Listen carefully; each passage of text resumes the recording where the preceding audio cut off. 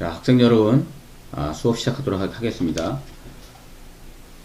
자, 월요일날 우리가 운영체제에 대한 어떤 전반적인 개요에 대해서 지금 월요일부터 공부를 하고 있는데, 오늘도 이어서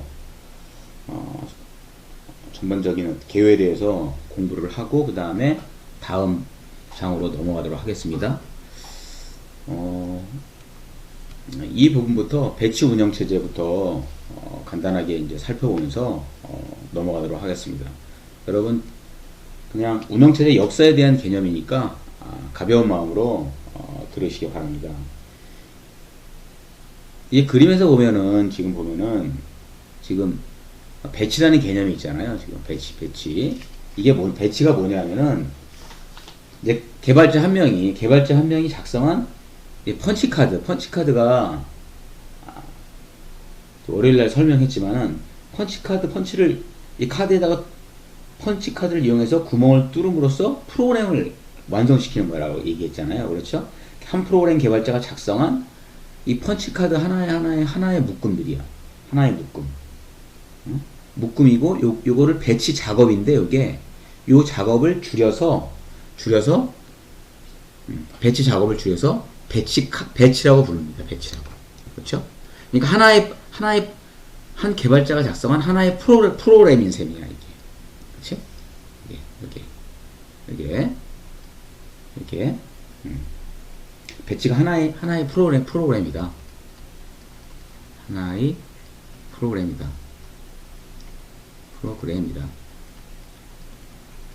여기는 입력 태그는 지금 현재 A, B, C 세 개의 프로그램이 이렇게 여기 카드 입력 컴퓨터에 지금 입력을 대기하고 있는 거예요. 입력 대기를 대기하고 있는 거잖아요. 그렇죠? 입력 테크에 이제 여러 명의 개발자들이 펀치 카드들이 이제 순서대로 놓여 있잖아요. 그렇죠? 그러므로 배치가 하나의 프로그램인 셈이고, 관리자 여기 있어. 관리자는 입력 컴퓨터를 이제 작동시키는, 간단하게 컴퓨터라고 그랬죠. 입력 컴퓨터를 작동시켜 쌓여있는 여러 배치를 읽어서 어디에 저장해? 테이프 장치에 저장한다. 관리자가 컴퓨터를 작동시키면 배치 운영체제가 이제 실행돼요.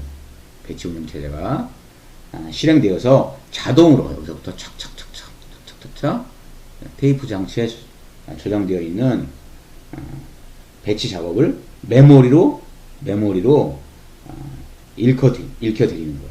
메모리로 읽혀드려서 그 다음에 그게 실제적으로 실행될 때 CPU에 가서 실행이 되는 거죠. 그렇죠? 실행이 되는 거야. 메모리 읽혀드려서 실행이 된다.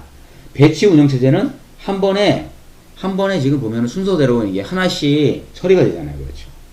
배치 운영체제는 작업을 한 번에 하나씩 처리하는 거야.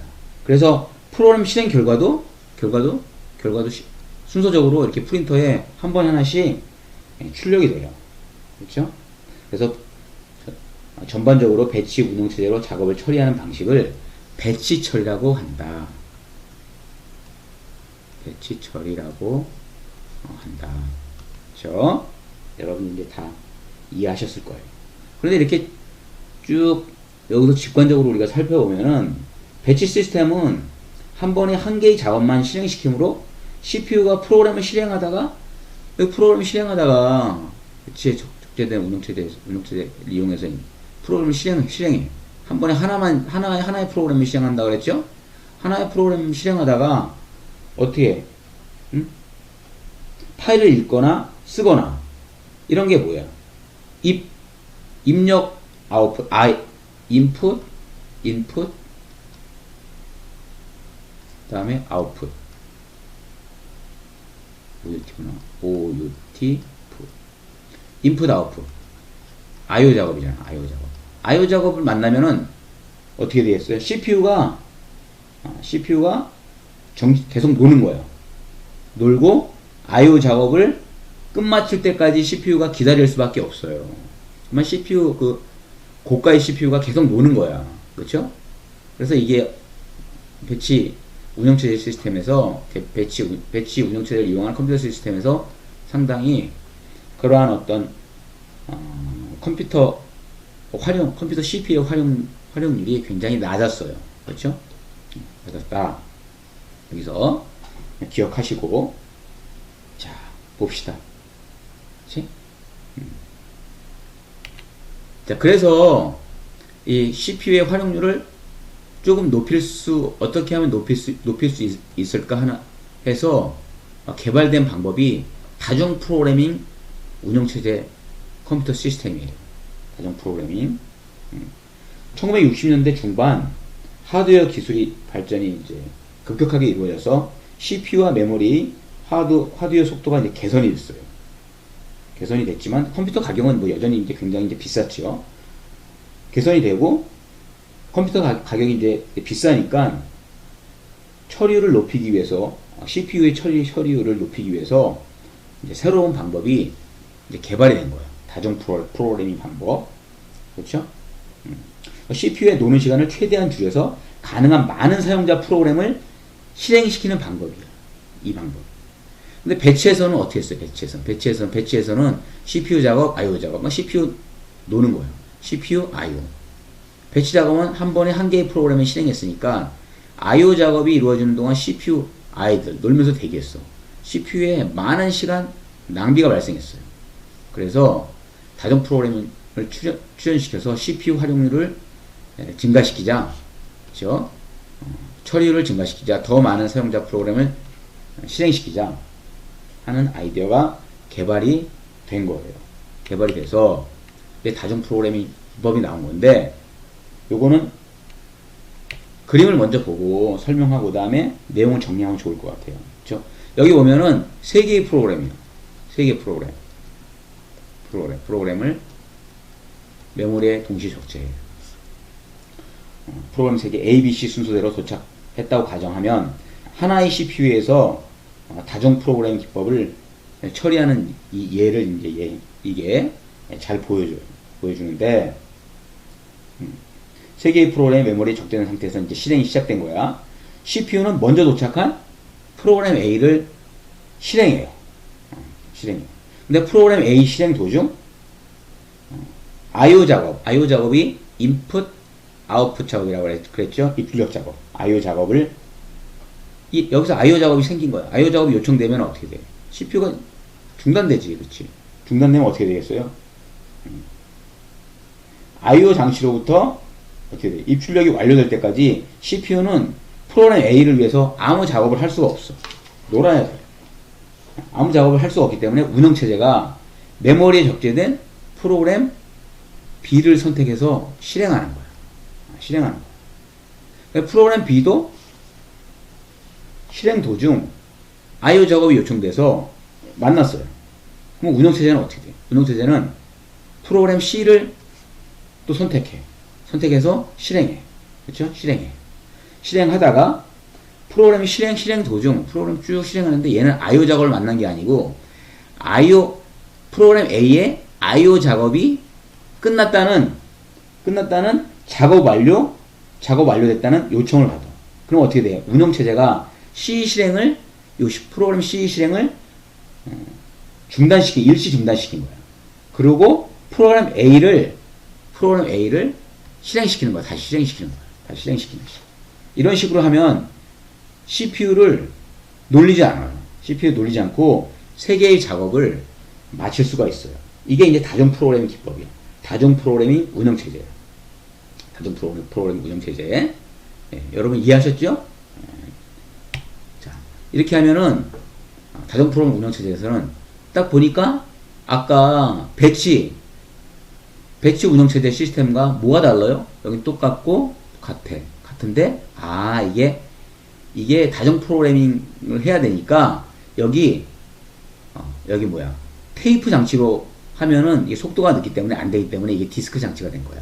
디스크 장치로 바뀌고, 여기는 프로그램이 하나였었는데 여기는 프로그램 3개가 이렇게 스케줄이 되면서 프로그램 3개가 처리가 돼요. 그렇죠? 이게 거의 비슷한데 이게 달라졌다 하는 거를 여러분이 직관적으로 이해하실 수 있을 거예요. 이거 간단하게 한번 읽어볼까? 메모리에 빠르게 적재하기 위해 테이프 대신 디스크 사용한다. 운영체제는 메모리 크기를 고려해서 디스크 장치에 대기 중인 적당한 개수의 프로그램을 적재한다. 한 프로그램의 실행이 끝날 때마다 디스크에서 대기 중인 프로그램을 적재한다. 관리자는 출력된 프린트 용지야. 프린트 용지를 사용자별로 나누어 출력 데크에 쌓아놓는다. 프로그램 입출력 작업, 인풋 아웃풋 작업. 프로그램이 IO 작업을 실행하면 운영체제는 IO가 완료될 때까지 메모리에 적재된 다른 프로그램을 선택해서 CPU가 실행한다. 시스템 구조는 배치 시스템과 거의 유사하다. 이 부분만 다르고 거의 유사하지. 그쵸? 여러분, 이렇게 이제 한 단계씩 발전을 하는 거예요. 여러분 이해하셨죠? 어렵지 않아요? 어렵지 않다. 다중 프로그램 기법. 정리 한번 하고 갈게. 미리 여러 개의 프로그램을 메모리에 적재한다. 우리 그림으로 살펴보고 이렇게 실제적으로 이렇게 그 과정을 살펴봤으니까 이거 한번 정리만 하면 되지. 메모리가 수용할 만큼 다수의 프로그램이 적재됐고, 프로그램이 실행될 도중 인풋 아웃풋 작업, 입출력 작업이 발생하면 CPU에게 메모리에 적재된 다른 프로그램을 실행시킨다. 정의. 다중 프로그램은 여러 프로그램을 메모리에 올려놓고 CPU가 한 프로그램을 실행하다 IO가 발생하면 입출력이 완료될 때까지 CPU가 메모리에 적재된 다른 프로그램을 실행하는 식으로 CPU 아이들 타임을 줄이는 기법이다. 여러분 다 이해하셨죠? 쉬운 거니까 살펴봤어요. 자, 이거 간단하게 본 수업 시간에도 두 반인데 앞에 반은 아마 했을 거야. 뒤에 반은 이제 좀 시간이 부족해서 아마 안 했던 것 같은데, 아무튼 배치 운영 체제에서 배치 운영 체제는 하나의 프로그램을 다 끝내고 두 번째 프로그램, 세 번째 프로그램이 이제 실행되는 방법으로 운영하는 방식. 배치 운영 체제의 컴퓨터. 프로그램들이 어떤 식으로 처리가 되는지 한번 봅시다. 이게 여기 숫자가 뭐 초단위라고 얘기합시다. 단위가 보면은 세 개의 프로그램인데 A 프로그램이 하나, 둘, 셋, 넷, 다섯, 여섯, 일곱, 여덟, 8초 작업 분량이 있어요. 8초. 얘는 뭐야? 4초. 얘도 4초. 맞나? 그러면 총 몇 초야 이게? 10하고 16초네. 총 작업 분량이 16초 분량이에요. A, B, C 다 합쳐서 8초, 4초, 4초 해서, 그치? 16초 분량. 첫 번째, 두 번째 끝나고 나서 IO 작업, 그 다음에 다섯, 여섯, 일곱 끝나고 IO 작업, 그 다음에 계속 하나, 둘, 셋, 넷, 다 일곱, 여덟 개의 작업을 A 프로그램을 다 처리하는데 13초가 걸렸네. 그다음에 B 프로그램, C 프로그램도 마찬가지로 이런 식으로 처리한 거예요. 처리하고 뒤에 이제 계산할게요. 근데 총 3개의 프로그램을 다 처리하는데 30초가 걸렸어. 30초가 걸렸어. 30초 걸렸죠? 30초 걸렸어. 30초. 배치만 한번 보면은 30초 걸리고, 여기 보면은 CPU가 중간에 IO 작업할 동안에 쉬었잖아. CPU 유효 시간이 14초야. 총 실행 시간 16초. 그 다음에 CPU 활용률은 30분에 A, B, C 프로그램 총 몇 초 작업 분량이야? 16초 작업 분량이잖아. 이게 나누면 0.53, 53%잖아. 13%. 그 다음에 A 프로그램, B 프로그램, C 프로그램이니까 3개의 프로그램이니까 3분의 30. 여기 총 실행 시간 하면은 이렇게 하는 거야. 여기 시간의 단위가 초라고 했지? 세컨.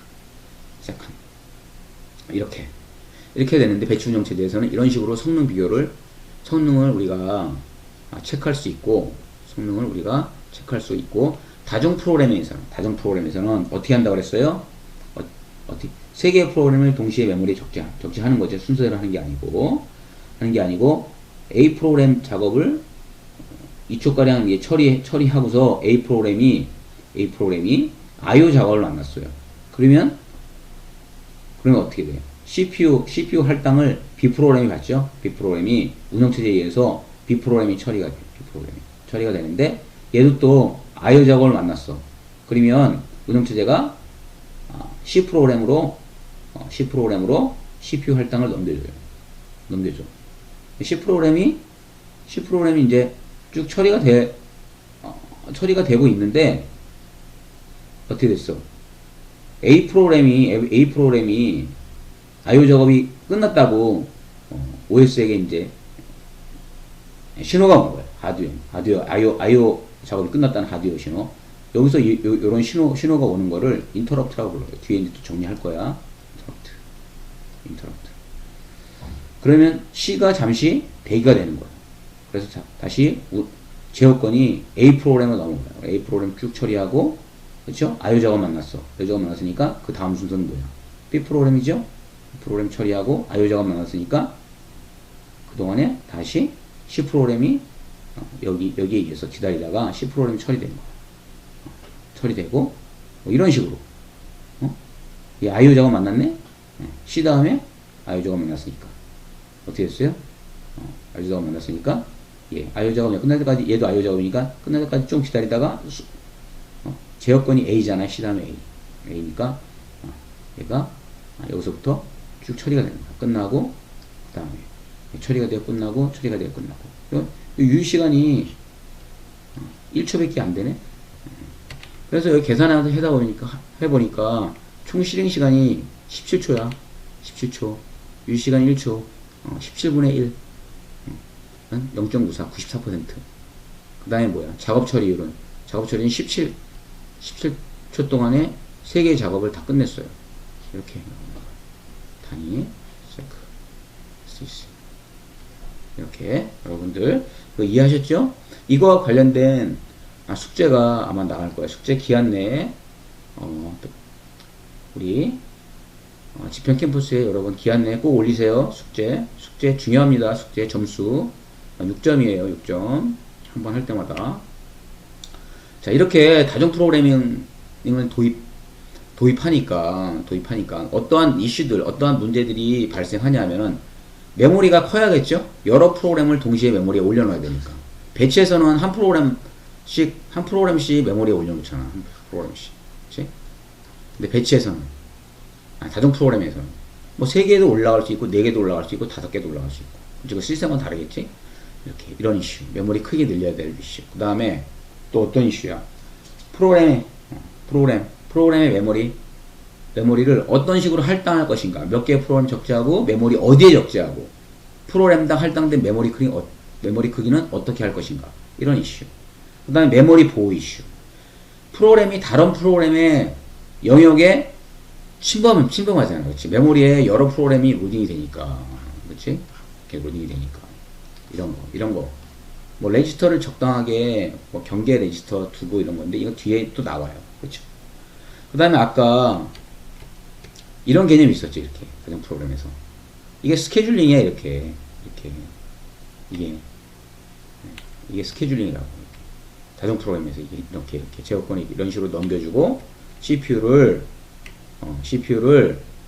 할당해 주는 거. A 프로그램에 할당했다가 C 프로그램에 할당했다가 D 프로그램. 이런 것들이 스케줄링이에요. 이런 스케줄링 우리 뒷장에서 자세하게 한 챕터 동안 공부할 거예요. 그 다음에 뭐가 필요하냐면, 여기 간단하게 이제 살펴보면은, 다중 프로그램에서는 프로그램 실행 도중 IO 작업을 만난 거예요. 그럼 운영체제는 프로그램이 실행을 중단시키고 IO 작업이 이루어지는 동안 메모리에 적재된 다른 프로그램을 선택해서 실행하죠. 이때 메모리에 적재된 어떤 프로그램을 선택할지 결정하는 게 CPU 스케줄링 이슈예요. CPU 스케줄링 이슈.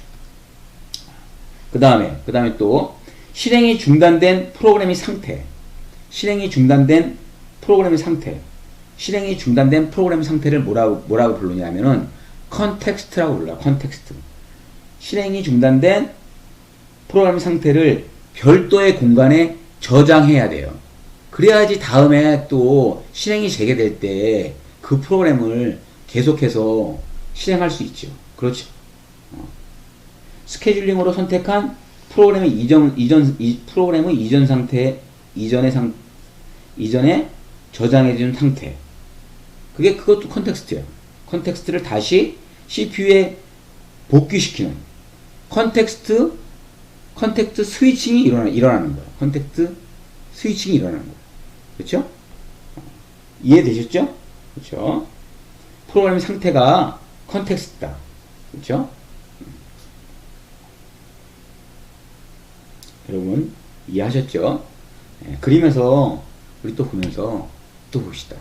여기서 이제 인터럽트 개념이 나왔는데 뒷장이 아주 자세하게 나오는데 여기서 나왔으니까 간략하게 한번 보고 넘어갑시다. 한 문장만 보고 뒤에 나오니까 인터럽트 개념. 아까 간단하게 설명했죠. 운영체제가 I/O 장치로부터 입출력 완료를 전달받는 방법이 필요한 거예요. 그게 이제 인터럽트 신호라고 불렀는데 인터럽트 개념이에요. I/O 장치로부터 입출력 완료를 전달받는 방법. 뒤에서 디테일하게 할 거예요. 그 다음에 동기화. 한 프로그램 하나가 아니고 여러 프로그램이 동시에 뭐 하나나 두 개의 자원을 동시에 액세스할 때 발생하는 문제를 해결하기 위해서 동기화. 이거 프로그램 간에 프로세스 간에 통신하는 거예요. 뒤에 자세하게 공부할 거예요. 그 다음에 교착 상태에도 뒤에 또 한 챕터로 나와. 프로세스들이 상대가 가진 자원을 서로 요청해서 서로 사용을 할 수가 없어. 그러면 이제 자원을 사용할 수가 없어. 그러면은 무한 대기 상태가 발생하고 그거를 무한 교착 상태를 해결하기 위한 방법 필요하겠죠? 그걸 이제 뒤에서 우리가 공부할 거예요. 그 다음에 출현한 어떤 그 개념이 운영체제 방법이 앞에서 다중 프로그래밍 운영체제라고 얘기했는데 이 앞에 시분할이라는 개념이 이렇게 추가가 됐어요. 이제 메모리에 적재된 여러 프로그램을 이 시분할은 아주 짧은 시간 단위로 나누어서 교대로 실행하는 다중 프로그래밍 기법이에요. 이거 시분할 다중 프로그래밍 운영체제는 배치 처리와 다중 프로그래밍 처리의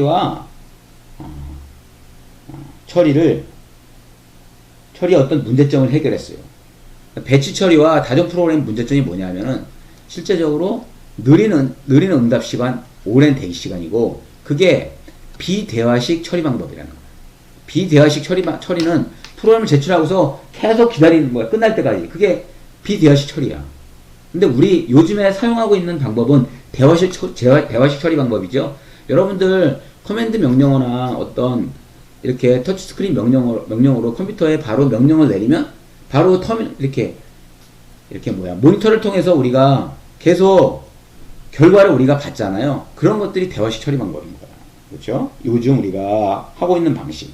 키보드나 마우스로 직접 입력해서 실행시키고 프로그램이 출력한 결과를 바로바로 우리한테 화면을 통해서 보여주잖아. 이런 것들이 대화식 처리예요. 근데 이 당시는 다중 프로그래밍이었을 때는 대화식 처리가 안 됐어. 그래서 이거를 개선한 방법이 시분할 방법이에요. 시분할 다중 프로그래밍 방법. 그렇지? 시분할 운영체제에서는 다중 프로그래밍 기법과 대화식 처리 그리고 시분할 스케줄링을 결합해서 여러 프로그램을 동시에 실행시키는 운영체제 방법인 거예요. 그렇죠? 이거 어떻게 했냐면은 운영체제는 실행 중인 프로그램 개수를 조절하거나 시간 할당량을 조절해서 사용자 응답 시간을 조정할 수 있었어요. 예. 이 역사를 보면은 이분이 개발을 했고 MIT 대학에 개발했고, 빠른 프로그램 디버깅이 필요했어요. 사용자가 빠른 응답을 제공하는 사용자에게 빠른 응답을 제공하는 대화식 시스템을 제안하는 거예요. 그렇죠? 터미널이라는 어떤 그 입출력만 간단하게 되는 어떤 그러한 그 시스템이야. 키보드, 모니터, 전화선, 모뎀으로 구성된 장치였었어요. 사용자는 자신이 터미널을 이용해서 메인 컴퓨터에 이렇게 메인 컴퓨터가 이렇게 있으면은 이게 메인 컴퓨터야. 이게 메인 컴퓨터가 있으면 이렇게 사용자가 이렇게 메인 컴퓨터에 연결되어 있는 거야. 메인 컴퓨터에 연결되어 있는 거야. 이게 터미널이야. 연결돼서 여기서 처리하는 거를 빠른 시간 내에 응답을 받는 거야. 이거는 이거에 비해서 이건 고속이죠. 고속이기 때문에 이 사용자 1, 사용자 2, 사용자 3, 사용자 4는 자기 혼자 이 메인 컴퓨터를 사용한 것 같은 그러한 착각을 일으켜요. 그렇죠? 시간을 타임 슬라이스를 나눔으로써, 왜냐하면 여기서 코드 입력하고 그런 것들은 뭐 1, 2초 단위, 초당 단위잖아. 여기 굉장히 빠르게 처리하잖아. 그렇죠? 그래서 이게 10분할 다중 프로그램이 가능했던 거예요. 그렇죠? 처음 만든 개념이 Compatible Time Sharing System. 타임 10분할 시스템. 이렇게 개발이 되어 있고, 이렇게 앞에서 설명했죠. 제가 10분할 메인 프레임 컴퓨터 10분할 운영체제 프로그램 3개, 이렇게 A, B, C 사용자, 이런 식으로. 그렇죠? 간단하게 여러분들과 제가 같이 읽어볼까요? 터미널은 모니터와 키보드, 모뎀으로 구성된 간단한 입출력 장치다. 앞에서 설명드렸죠. 전화선으로 메인 프레임과 연결되어 있어요. 메인 프레임 컴퓨터에는 터미널마다 사용자의 명령을 받아 처리하는 프로그램을 실행하는 거예요. 이렇게 실행하는 거. 그렇죠?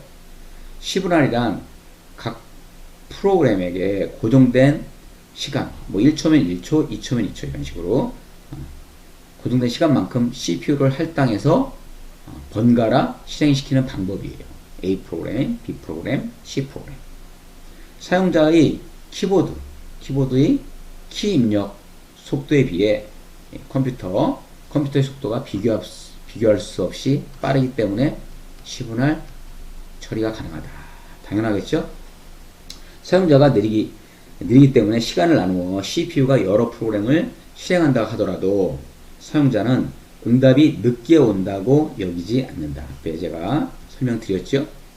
사용자는 명령을 내리기 위해서 생각하거나 이전 결과를 분석하거나 커피를 마시거나 볼일을 보거나 많은 시간을 지체하기 때문이다.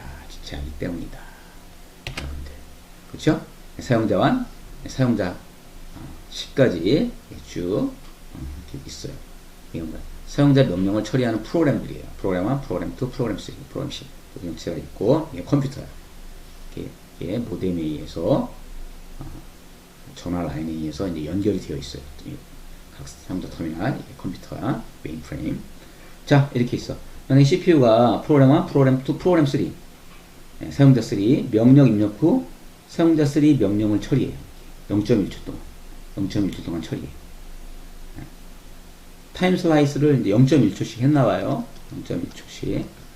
그리고 나서 여기 사용자 4에 사용자 4, 사용자 3 다른 프로그램들 쭉 처리하겠지. 사용자 3이 다음 명령을 입력하기까지 소요하는 시간 뭐 2초라고 치면 명령 후 끝나고 나서 다음 명령을 입력해요. 이렇게. 그래서 그걸 처리해. 그렇죠? 그 사이에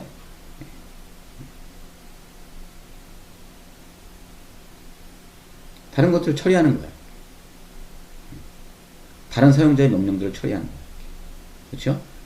그렇지만 사용자 3은 자기 혼자 이 메인 프레임을 처리하는 것 같은 그러한 착각을 일으키는 거예요. 그렇죠? 여러분들 이해하셨죠? 자, 해봅시다.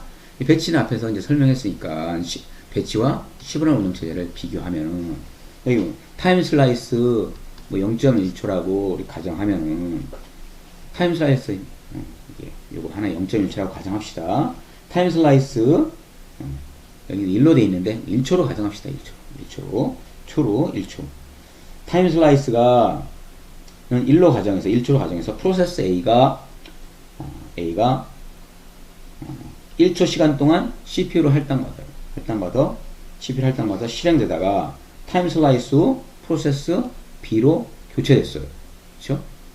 그러니까 IO가 중요한 게 아니고 자기 타임 슬라이스만큼만 할당받는 거니까 이게 교체가 되는 거죠. 그렇죠? 그렇죠? 그다음에 프로세스 B도 타임 슬라이스를 거의 소진하기 전에 얘는 IO 요청 받았네. IO 요청 받아서 프로세스 C로 교체됐어요. 저 프로세스 C에게 할당된 타임 슬라이스를 다 했죠. 0.1초. 1초라고 그랬죠? 1초 또는 뭐 0.1초 상관없어. 자기 할당량만큼 다 타임 슬라이스 다 할당된 거예요. 그렇죠? 그리고 나서 C 다음에 A잖아. 그렇죠? A로 다시 교체됐어요. 프로세스 A로 다시 교체됐어요. 그렇죠? 이런 식으로 처리가 되는 거야. 이런 식으로 처리가 되는데 여기서 보면은 A로 교체돼서 A로 교체돼서 처리되다가 IO 받았어. IO 받고 나서 딱 보니까 얘 순서인데 얘도 IO 처리하고 있어. 그러면 C로 가서 처리가 되겠지. 그렇죠? C로 가서 처리가 되다가 얘 IO 받았네. IO 받았어. IO 받고 나서 다음에 얘인데 얘는 IO 처리하고 있어. 그럼 얘 처리하고 순서가 C인데 IO 처리하고 있어. 그럼 뭐야? 다시 이거 처리하겠지. 끝났으니까 처리하겠지. A. 그렇죠? 얘 처리해서 타임 슬라이스 동안 처리하려고 하는데 보니까 얘 다 IO야. 뭐 스케줄을 어떻게 하겠어요? 그냥 A 계속 처리하라고 내두겠지. 뭐 이런 식으로 처리하는 거야. 이런 식으로. 그렇죠? 이렇게 하다 보니까 얘는 유지 시간이 0초야. 이게 10분 안에. 그렇죠? 이렇게 해서 다 처리해서 보니까 16초 만에 다 처리했네. A, B, C를. 그렇죠? 다 처리했네. 딱 봐서 보니까 10분 안은 16초 안에 다 처리가 됐어. 그렇죠? 16초 안에 다 처리가 됐어. 16개를. 아이들 타임은 제로고 100%야 100%. 그렇죠? 처리율은 16분의 3 0.187. 그렇죠? 0.17 94%. 얘보다 요거 짧은 하나 봤는데 얘 발전됐죠? 발전된 시스템이다 라는 거를 우리가 눈으로 확인을 할 수가 있습니다. 참고해서 숙제 내세요. 이 그림 여러분들이 잘 그리시고 이그젠플 하나 줬으니까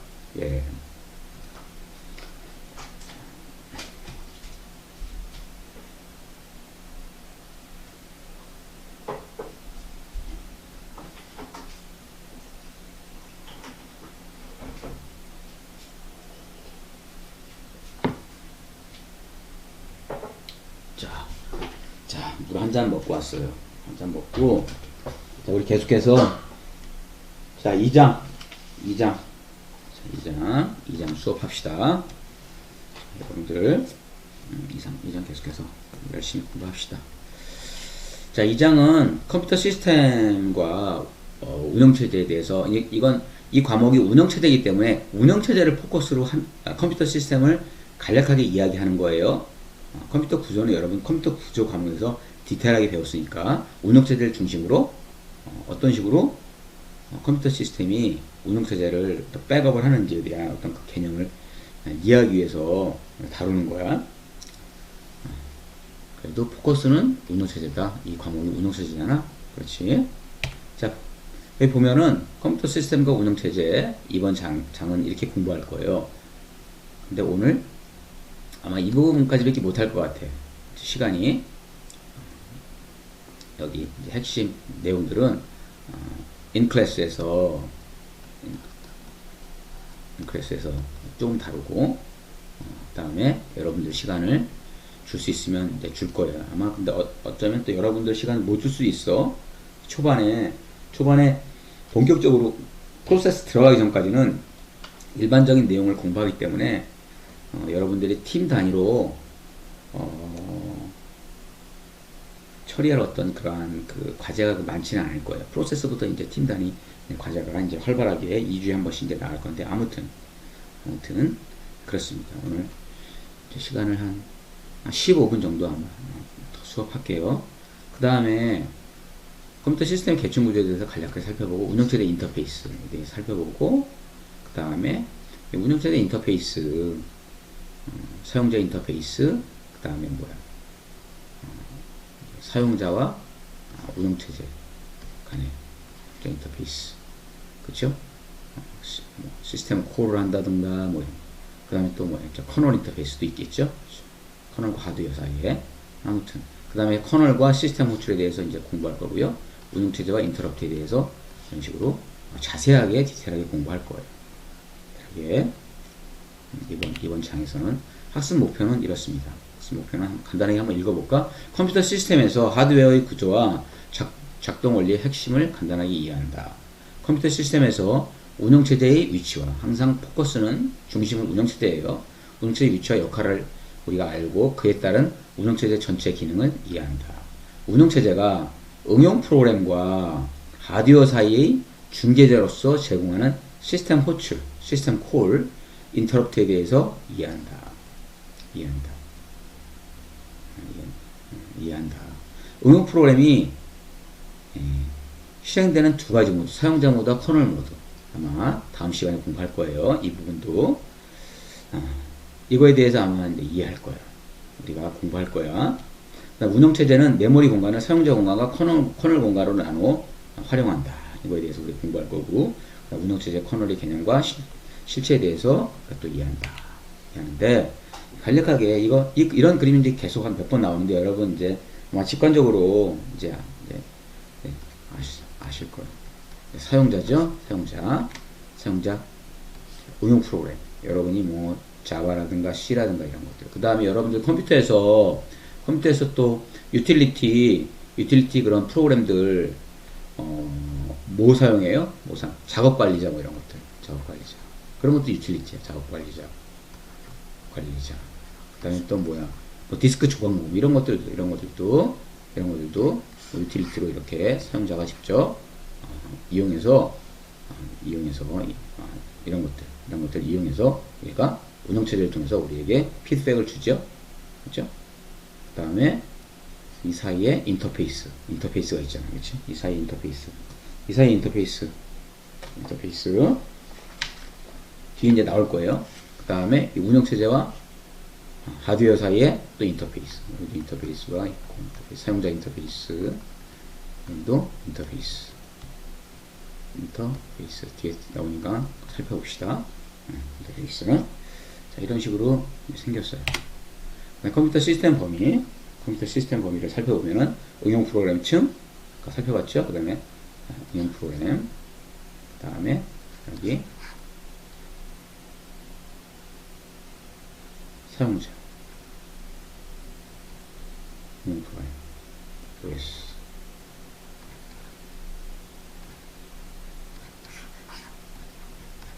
컴퓨터 하드웨어 그렇죠? 이렇게 컴퓨터 하드웨어죠. 이런 식으로 간단하게 세 개의 계층으로 나누는데 중간에 인터페이스를 뺀 거죠. 자, 보면은 컴퓨터 시스템 계층 구조의 특징이 있는데 사용자는 응용 프로그램과 사용자는 이제 그림으로 나누는데 사용자는 이제 응용 프로그램과 아까 유틸리티라고 그랬죠. 유틸리티 이 책에서는 이제 도구 프로그램으로 나오는데 이 유틸리티 아까 얘기한 거. 그러니까 뭐 얘기했어? 우리 작업 관리자 디스크 조각 그 외 기타 같은 게 여러분 많이 하는 거잖아요. 그렇죠? 그런 것들 통해 컴퓨터를 활용한다. 사용자. 그다음 하드웨어는 하드웨어는 운영체제의 독점적 지배를 받는다. 그렇죠? 독점적 지배를 받는다. 사용자나 응용 프로그램은 하드웨어에 대한 직접적인 접근을 불허한다. 그쵸? 반드시 운영체제를 통해서만 접근한다. 그쵸? 반드시 운영체제를 통해서만 접근한다. 이제 계층 구조로 보는 운영체제 기능을 살펴보면은 사용자가 하드웨어에 대해서 몰라도 컴퓨터를 사용할 수 있게 하잖아요. 그렇죠? 숨겨놓잖아요. 은닉한다고 하는데, 그렇죠? 하드웨어에 대해서 우리 실제적으로 사용할 때는 뭐 신경 안 쓰잖아요. 동케어 하잖아요. 그렇죠? 그다음 운영체제가 응용 프로그램과 하드웨어 사이에 어떤 중개자 역할을 해요. 그렇죠? 중개자 역할을 합니다. 뭐 일반적인 내용이고, 자 봅시다. 컴퓨터 하드웨어에 대해서 실제로 이게 논리적으로 이렇게 그림으로 보여주는 거죠. 그렇죠? 이게 컴퓨터 시스템 구조, 컴퓨터 구조 과목이 아니니까 뭐 이 정도만 알아도 충분해요. 충분해요. 여러분 다 알고 왔어. CPU 알지만 CPU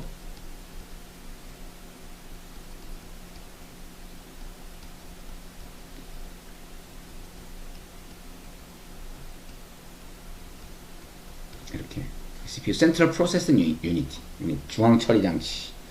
프로그램 이거 뭐야? 프로그램 이거 뭐야? 그냥 쓰진 않을게요. 여러분 다 알고 있으니까 프로그램 기계 명령을 해석해서 실행하는 중앙 처리 장치. 프로그램 기계 명령을 해석해서 실행하는 중앙 처리 장치 CPU. 그렇죠? 네. 컴퓨터의 가장 핵심적인 장치다. 컴퓨터의 가장 핵심적인 장치고 전원이 공급될 때 작동을 시작해 CPU. 그 다음에 메모리에 적재된 프로그램을 실행한다. 메모리에 적재된 프로그램을 실행한다. 이제 CPU에 하는 역할에 대해서 우리가 간단하게 정의를 했어요. 그 다음에 CPU, 그 다음에 메모리에 대해서 보면은 메모리.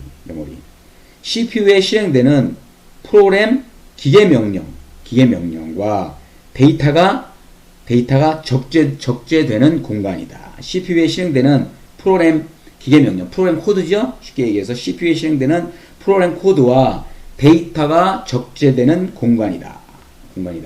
이건 뭐로 만들어져 있어? 반도체 메모리 램. 우리 여러분 컴퓨터에 램 꽂아서 실행하죠? 프로그램은 실행되기 위해서 반드시 메모리에 적재되어야 한다. 그런데 이 램과 이 CPU가 속도차가 너무 많이 나니까 이렇게 시스템 버스를 통해서 데이터를 주고받는데 속도차가 너무 많으니까 속도차가 너무 많이 나니까 그 사이에 캐시라는 개념이 도입이 됐어요. 캐시 메모리. 그렇죠? 얘보다는 용량이 작고 얘보다 고성능이고 비싸겠죠. 근데 이 초창기의 캐시는 이게 CPU 안으로 들어가 있지 않았어요. CPU 안으로 그걸 뭐라고 부르냐? 오프칩이라고 그래요. 오프칩. CPU 외부에 따로 이렇게 메모리가 설치가 되어 있었어요. 그런데 요즘 같은 경우에는 CPU 안에 다 이런 식으로 온칩 캐시 메모리가 CPU 안으로 내장이 되어 있어. 얘가 이렇게 왔다 갔다 하는 게 빠르겠어? 버스를 통해서 직접 이 안에 들어가 있는 게 빠르겠어? 당연히 이게 빠르겠지. 요즘 시스템은 다 이렇게 돼 있어. 온칩. 그렇죠? CPU 내부에 온칩은 이렇게 CPU 내부에 만들어진 캐시. 오늘날 대부분 온칩 캐시를 사용한다. 이거는 CPU 외부에 설치된 캐시. 그렇죠? 이제 캐시 메모리가 있어요. 이렇게 캐시 메모리가 있는 경우 CPU는 캐시 메모리에서만 명령과 데이터를 읽어서 실행합니다. 그럼 그 이전은 캐시는 당연히 메모리로부터 이렇게 받겠죠. 그렇죠?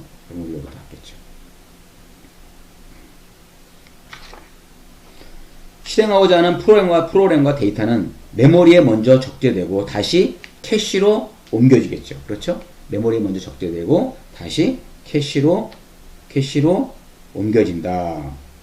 캐시는 용량이 작기 때문에 현재 실행할 기계 명령과 데이터의 일부, 극히 일부만 저장한다. 이 CPU 안에 있으니까 요즘에 극히 일부만 저장한다.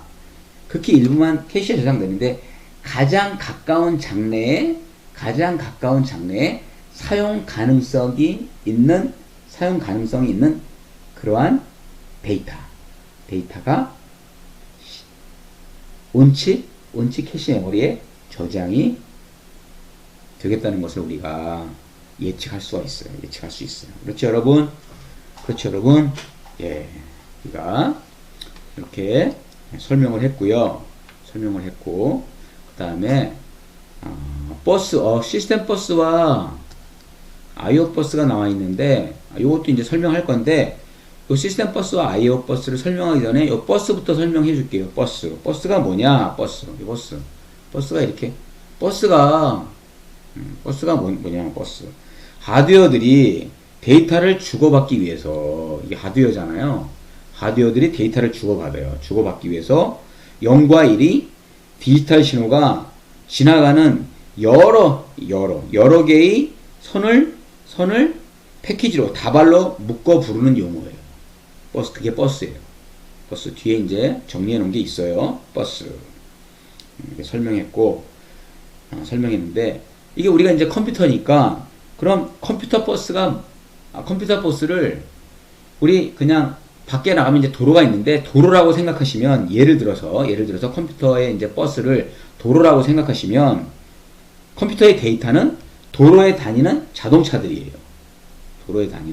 자동차들이라고 우리가 직관적으로 이렇게 상상하시면 돼요. 버스에는 뭐가 있냐면은 주소버스가 있어요. 주소버스 뒤에 나오는데, 주소버스는 주소 신호가 지나다니는 도로예요.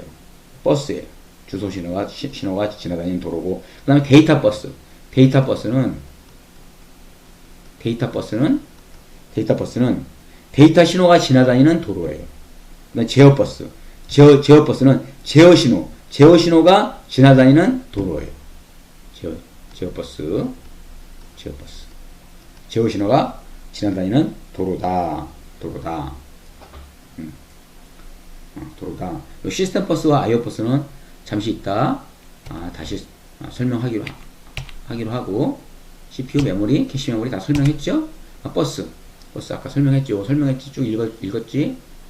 여기 주소버스, 주소 신호가 지나다니는 도로, 데이터버스, 데이터 신호가 지나다니는 도로, 제어버스, 제어 신호가 지나다니는 도로.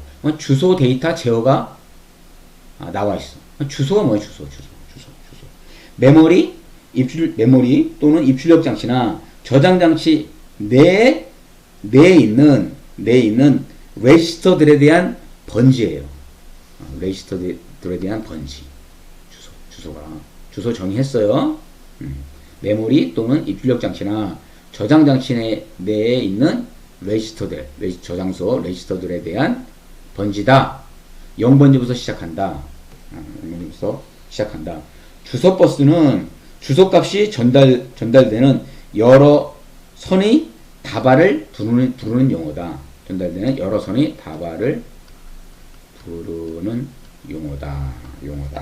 주소버스.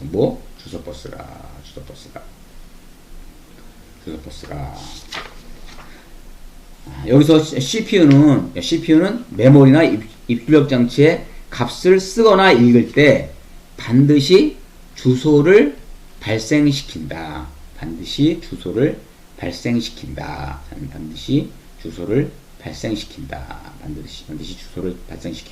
그 다음에 데이터버스는 기계 명령, 코드나 데이터가 지나다니는 양방향 버스다.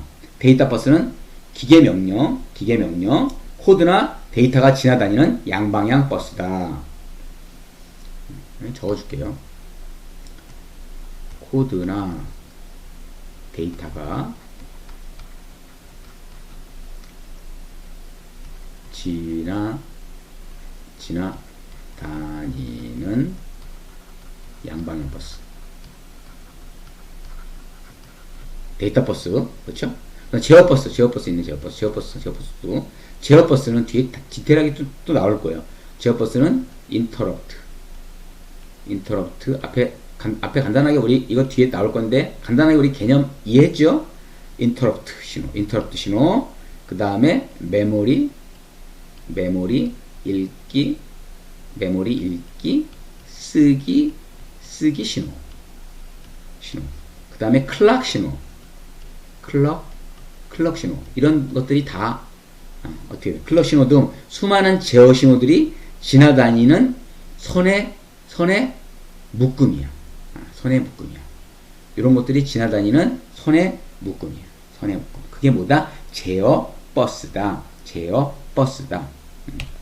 목적에 따라 분류했어. 목적에 따라 분류해. 그림 보면서 할게. 목적에 따라 분류한 게 시스템 버스와 입출력 인풋 아웃풋 버스예요. 입출력 버스예요. 목적에 따라 분류하는 게. 봅시다. 목적에 따라 버스 분류한 게 우리 주소, 데이터, 제어 버스를 공부했어요. 목적에 따라 이제 시스템 버스. 이렇게 보면은 그림 직관적으로 제가 설명해드리기 전에 하드웨어의 시스템 버스는 CPU, 캐시, 메모리 주변 옆에 있네. 근데 IO 입출력 버스는 뭐야? 하드디스크, CD롬, 다른 디바이스 장치들을 옆에 있네. 이거 IO 버스죠? 있네. 이거는 속도 하드웨어인데 속도가 상대적으로 빠른 하드웨어 장치. 상대적으로 속도가 빠른 CPU, 캐시, 메모리 등 빠른 하드웨어들 사이에 데이터를 전송하는 버스가 시스템 버스구나 라는 거를 우리가 직관적으로 알 수가 있어요. 그렇죠? 고속도로라고 생각하시면 돼요. 그렇죠? 상대적으로 IO 버스는, 입출력 버스는 상대적으로 느린 입출력 장치들로부터 입출력 데이터를 전송하기 위한 버스다라고 이해하시면 되겠어요. 상대적으로 이런 하드웨어보다 이런 하드웨어가 느리잖아. 그치? 컴퓨터에서 느린 장치들끼리, 빠른 장치들끼리 버스를 분리해서 구성합니다. 여러분 이해하셨죠? IO 시스템 버스, IO 버스. 목적에 따라 버스를 구분했고, 여기 보시면 IO 컨트롤러하고 컨트롤 회로가 여기 있네. 이게 뭐야. 보면은 시스템 버스로부터 신호를 받고 이런 CPU나 캐시 메모리에 의한 것들, 역시 다른 하드웨어 장치로부터도 얘가 신호 정보를 받아요. IO 컨트롤러 앤드 컨트롤 서큐트. 이게 뭐냐? 이거 뭐야? 입출력 장치들을 제어하기 위한 여러 하드웨어들을 포함하면서 입출력 장치에게 컨트롤러니까 입출력 장치에게 명령을 하달해요. 또는 메모리와 입출력 장치, 얘 어디 있어요? 얘가 중간에 있지요? 중간에 사이에 있어요. 사이에 있거나 또는 CPU와 입출력 장치 사이에 사이에서 신호, 데이터가 전달되도록 매개, 중개하는 역할을 한다. 그게 뭐야? 얘가 하는 역할이야. 그럼 이해하셨죠? 이해하셨어요. 그렇죠? 입출력 장치에게 명령을 하달하고 메모리와 입출력 장치 사이에 혹은 CPU와 입출력 장치 사이에 데이터 신호 데이터가 전달되도록 중개하는 역할을 누가? IO 컨트롤러가 한다. 그 다음에 이 안에는 뭐가 포함되냐면은 입출력 장치와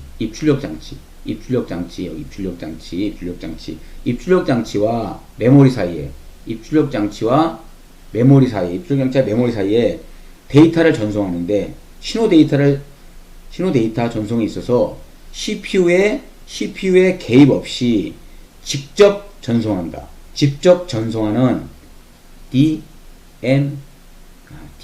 아니고 DMA DMA, 다이렉트 메모리 액세스가 여기에 포함되는 거. 포함되고, 뒤에 뒷장에서 나오면 설명할 거예요. 지금은 이렇게만 알아두세요. 입출력 장치와 메모리 사이에 데이터 전송에 있어서 CPU의 개입 없이 직접 전송하는 DMA. 그렇죠? 그 이전에는 당연히 CPU가 입출력도 다 관장을 했어요. 그렇죠? DMA나 입출력을 완료했을 때, 입출력을 완료해. 하드웨어 장착기에서 입출력을 완료했을 때, 발생시키는 아까 입출력 완료했을 때 발생시키는 신호가 뭐가 있다고 그랬죠? 인터럽트 신호를 받아서 인터럽트 신호를 이렇게 받아서 이렇게 받거나 이렇게 받아서 얘가 CPU에게 전달하는 인터럽트 제어 장치.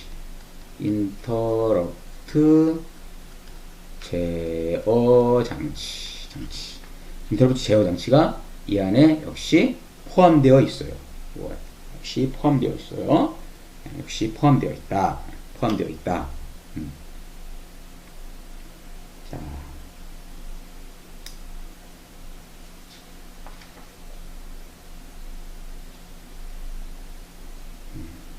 한 차수 동안 또 16분, 17분 정도 오버가 된 것 같은데, 또 너무 많이 하면은 또 여러분들 자신도 따라오는데 또 이렇게 또 문제가 생기고 또 집중력이 이렇게 떨어지니까 오늘 사전학습은 이 정도로 하고